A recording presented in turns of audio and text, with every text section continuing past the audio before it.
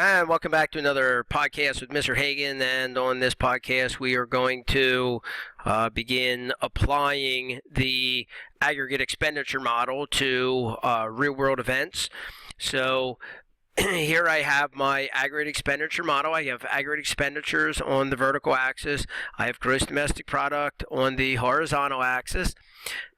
This line is the aggregate expenditure curve, which includes in it consumption, planned investment, which remember does not include unplanned investment, does not include changes in inventory. So there's just planned investment. That's changes in capital and changes in new construction. So my aggregate expenditures are consumption, planned investment, government spending, and net exports.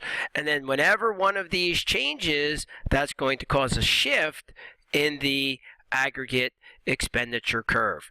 Okay, and then this, where 45-degree line, which is when GDP is equal to aggregate expenditures, that happens only when change in inventories is equal to zero. That happens when unplanned investment is equal to zero. And so we said on a previous video, we will end up being in equilibrium here, where production is equal to aggregate expenditures. That will be the equilibrium level of gross domestic product. And that would be a problem if your equilibrium was below your potential. So if your potential GDP was somewhere out here and you were trapped in equilibrium below it, then that would be a problem, and what would we do about it? And those are some things that we'll deal with on future videos. For now, we just want to kind of manipulate the model a little bit. So let's get into it. Let's say that we get a real-world event, and the real-world event is stock prices rise by 20%. So if stock prices rise by 20%, then you would go back and look at all of your determinants and choose a determinant that will match up with this and therefore shift the curve. So let's go back. Let's go back and look at those determinants. So here are your choices. The determinants, remember, come under one of four categories, under consumption, investment, government spending, or net exports. And I think this one probably would go under consumption wealth. So I'd be right here, consumption wealth. So I would say, if we go back here, we say that if stock prices rise by 20%, then the determinant that changed is, I'm going to say, that causes a change in consumption wealth. That's going to be my shorthand. So the first letter here is the category, that's consumption, and the particular determinant is wealth. So this is going to be a change in consumption wealth.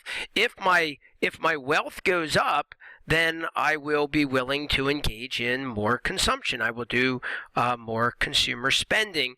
And so as a result of that, that will cause an increase in consumption, and that will cause the entire curve to shift up.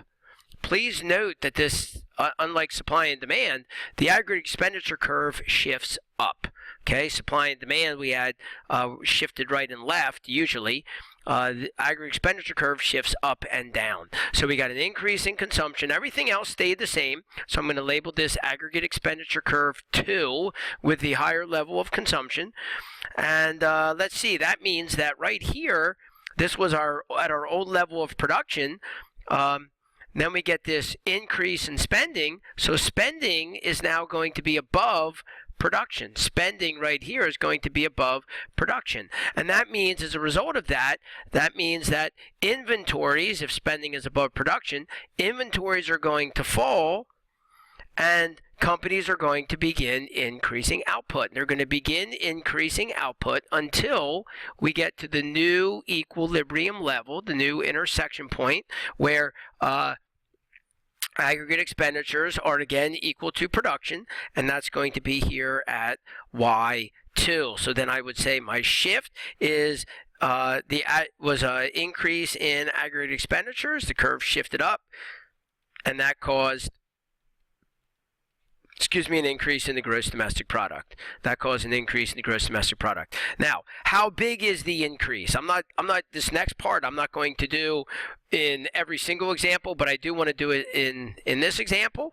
So I want to come back here to the multiplier idea and say, how big of a change does this cause? So let's say that the increase in stock prices by 20% caused consumption to go up by, let's say, consumers as a result increased their consumption by $10 million. Let's say they increased consumption by $10 million. So that means the change in initial spending was $10 million. That's what this is, the change in initial spending. And so consumption is going to go up, let's say, by $10 million.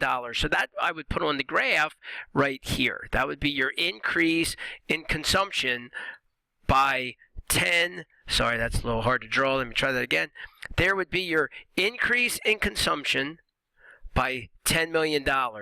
Right there. That'd be a $10 million increase in consumption, and that's what caused my aggregate expenditure curve to shift up. Now, as a result of that, remember that multiplier idea. That original increase in consumption is by $10 million will cause somebody else's income to go up, and that will then cause somebody else's consumption to go up, which will cause somebody else's income to go up, which will cause more consumption, and so forth, all the way through this multiplier effect. We talked about that on the previous video. If you need to review that, go back and check out that video. So what is the multiplier in this case? Well, let's say that we studied society and we found that the marginal propensity to consume was 0.75.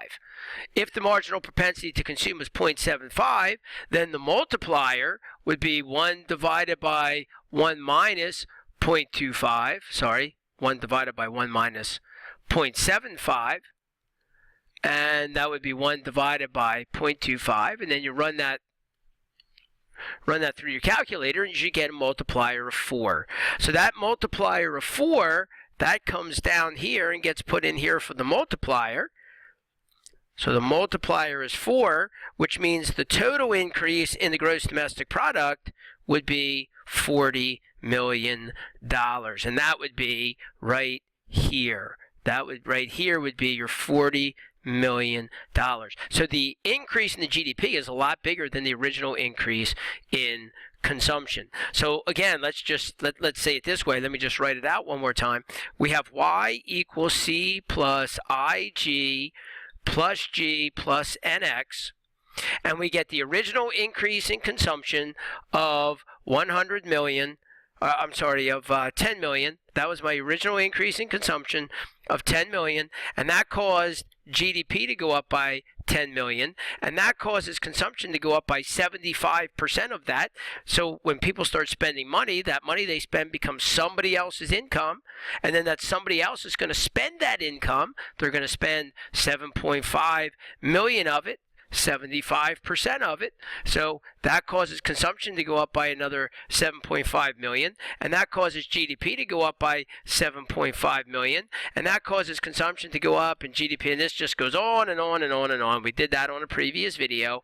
But the final outcome of all of that is that if the initial spending goes up by 10 million times the multiplier effect, all of this will eventually cause the GDP to go up by 40 million. Or see it on here, the original increase in spending causes the GDP to go up by $40 million in this case. Okay, so that's how the model works. I'm going to stop there. Thanks for joining me on another video. It's been Mr. Hagan, and we'll see you on the next podcast.